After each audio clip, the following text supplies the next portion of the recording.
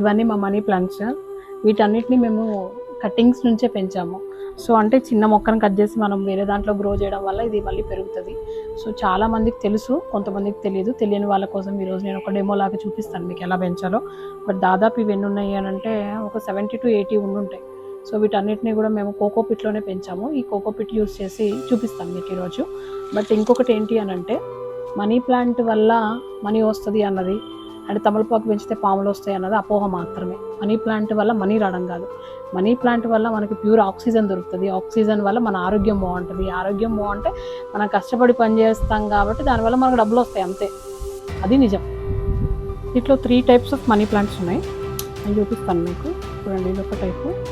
And next ఇది ఉంది కదా, ఇది మనకి ఎక్కువ కార్పొరేట్ కంపెనీస్లో కనిపిస్తుంది. చాలా హెల్దీగా, చాలా ఎప్పుడు ఫ్రెష్గా అనిపిస్తుంది. కలర్ డిఫరెన్స్ కూడా ఉంటుంది. ఇలా చిన్న పాట్స్